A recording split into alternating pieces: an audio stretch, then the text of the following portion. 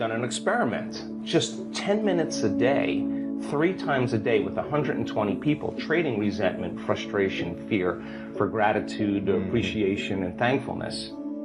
Measuring their immune response, the chemical immunoglobulin A, your primary defense against bacteria and viruses, the best flu shot you'll ever get, lives innately within you. Turns out when you're frustrated, when you're impatient, when you're fearful, the immune system dials down because you're an emergency. It's that all your energy is going for some threat in your outer world. There's no energy in your inner world for growth and repair. But how do you turn that around? So then, as people begin to open their heart, can that chemical begin to elevate?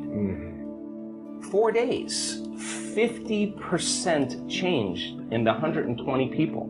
Their IgA levels went up 50% in 4 days. That's your body's immune system is now upregulating genes that are making proteins and immunoglobulins and antibodies that you don't need a flu shot. In other words, your inner state is greater than your outer world. So then, just by doing that, we now know that your immune system is going to get stronger by the same means. Take 120 people or 50 people and measure 7,500 gene regulations. Okay? In 4 days, 2 genes that suppress cancer growth and tumors are activated and upregulated. The genes that stimulate stem cells to go to damaged tissues and repair them, upregulated. The gene for oxidative balance is upregulated. Anti-cancer, anti-aging, anti-heart disease, anti-stroke, anti-neurodegenerative, anti-inflammatory, antimicrobial. Just the body's naturally doing this. The gene for neurogenesis, the growth of new neurons in response to novel experiences and learning. This is 4 days. The gene switches on. The gene for more balance in the pituitary and the pancreas. The gene for the microtubules of the cells, the little fibers that respond to energy and frequency. So in 4 days, we now know that you can change your genetic destiny if you just practice the inner work. We have research to show that 60 days of meditation, 5 days a week, will lengthen your life. The telomeres, the little shoestrings on the end of your DNA, get longer. That means your biological age is changing.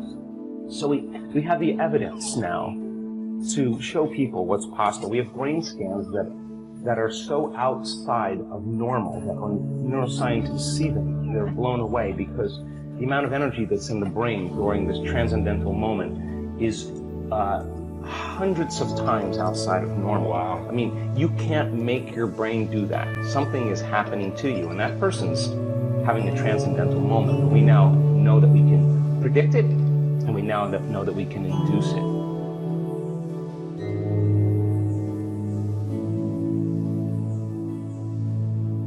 Well, I think in order for us to wake up, we need a wake-up call. And in 1986, I got the call. I was in a triathlon in Palm Springs, California. I was in the biking portion of the race and was negotiating a turn, and the police officer that was helping me to make the turn had his back to the oncoming traffic. So the moment I made the turn, this four-wheel drive Bronco going 55 miles an hour just clipped me from behind, and I landed pretty squarely on the ground and ultimately wound up breaking 6 vertebrae in my spine, some bone fragments on the spinal cord, and it had created some neurological problems for me.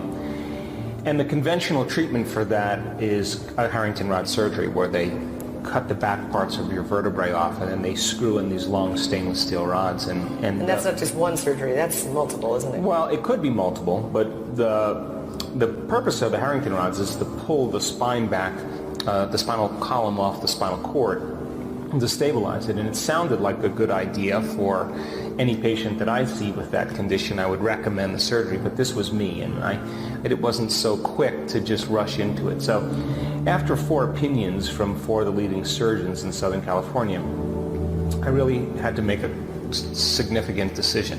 Do I weigh my old beliefs against the new paradigm and jump off into the unknown and try something new?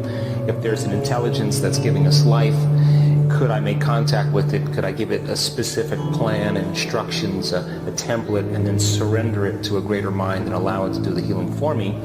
Or do I stick with a conventional model and, take the safe route and possibly have a handicap and live on addictive medications the rest of my life. So I decided to go from a philosophical realm and to initiate that to try to create a new experience. But I mean, really, upon reflection, it's really just two models. There's a mechanistic model of reality where when things break, you fix them. But then there's also a vitalistic model of reality that transcends materialism. And that vitalistic model says that there's energy, there's information, there's an intelligence that's organizing trillions of functions per second in every cell of your body. And if that intelligence is a consciousness and an awareness, then maybe you can become present with it enough to begin to give it some instructions. And so I thought, hell, I might as well take a chance. I can't heal my back, but a greater mind can do it for me. So I thought, if my will matches its will, if my mind matches its mind, and if my love for life matches its love for life, it should answer the call. So I wanted to develop a relationship with it and give it really specific instructions. And if I lost my focus, or if I lost my attention, I would stop and start all over again. And that's really when I started to learn about the mind and the brain, because I realized how unfocused I was, number one. And number two, when we're in crisis or trauma, we wind up focusing on what we don't want instead of what we do want. So turning that battleship around was my dark night of the soul. And huge. Yes. I think after about 6 weeks, though, I started noticing some very significant changes. That was the moment when I started noticing those changes, that what I was doing was making a difference. And then I started doing it with more passion. I thought this idea that the power that made the body heals the body. I mean, I believe that to this day, and I believe that the quantum model of reality explains healing better than anything. I mean, you can't explain how even a cut heals without bringing in the quantum model. I mean, you can talk about molecules and circuits and chemicals and attractions and repulsions, but that's really not how it works. I mean, that's a model that's very limited. So I said, if the power that made the body heals the body, and this consciousness is an awareness, and awareness is paying attention, then I have to be completely present with it. Just like when you're with your daughter and she's with you, she knows when you're present with her and when you're not, and you know when she's present with you and when you're not. Right. And this intelligence requires our presence, which means your mind can't wander to the future, to the past, and to extraneous information. You have to be completely present, and I wanted to create a very specific instruction. I wanted to reconstruct every single one of my vertebrae step by step, from start to stop, and repair every single one of those areas that I knew from the scans.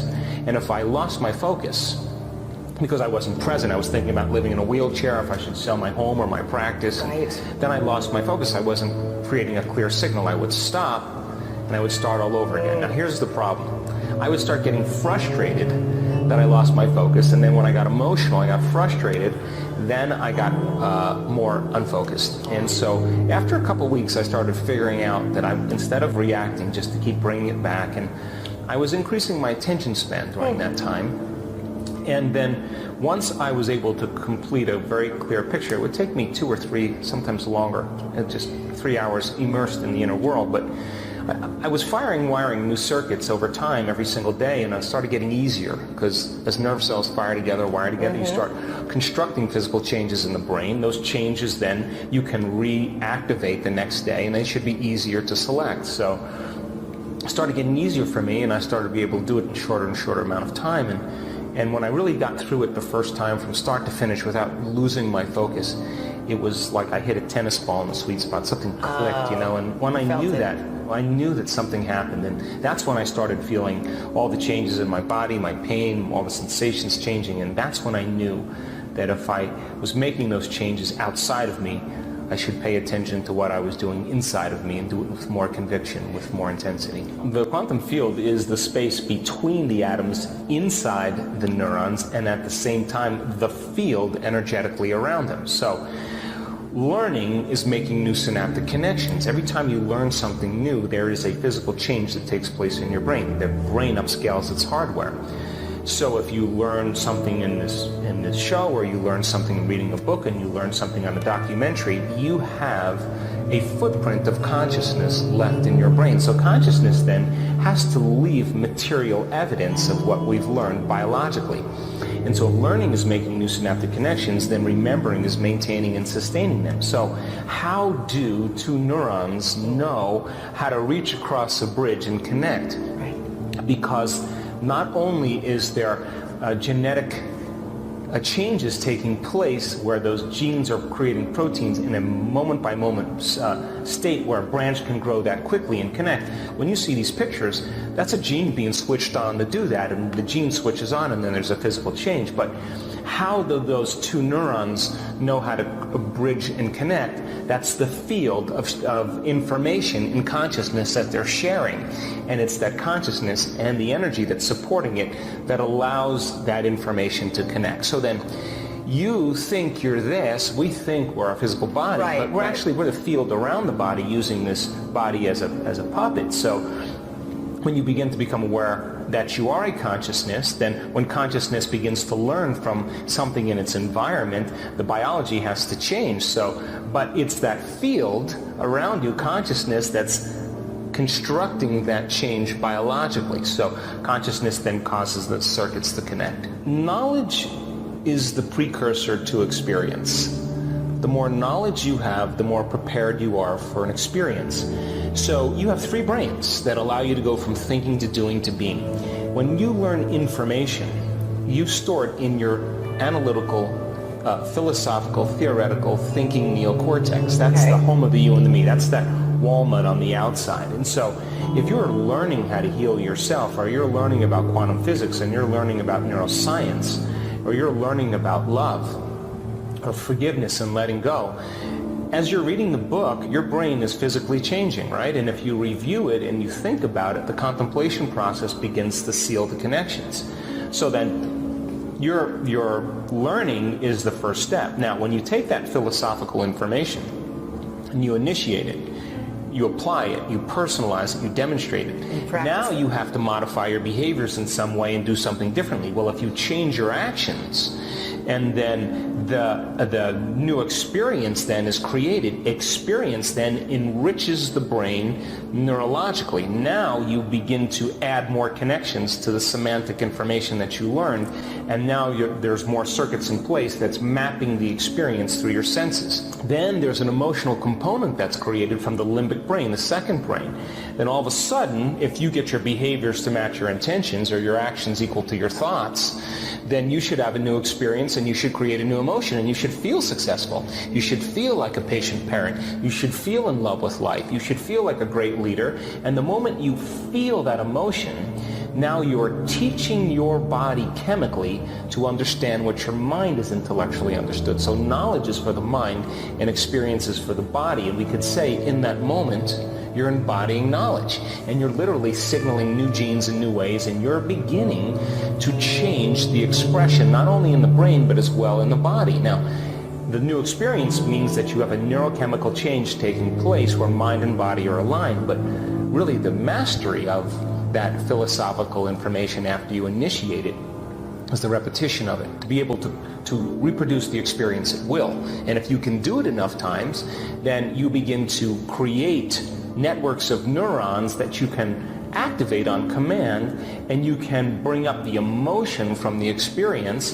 And when you go how you think and how you feel working together, when you align them, that's called a state of being, and you activate the third brain called the cerebellum. That's where all those implicit automatic skills and habits exist. So then now you are compassionate, now you are a leader, now you are patient, because you have neurochemically conditioned your body to become the mind of compassion, or we could say mind and body are aligned. So it's an evolution, Lisa, of those three steps. And so when you learn that information, that's the connection in the brain. And the research shows that if you learn just a bit of information, you can upscale the connections in your brain from about 1,300 connections to 2,600 connections. That's just learning a few bits of information. If you don't revisit that information, those connections wither apart in a matter of hours. Go away. So we have to continuously review and remind.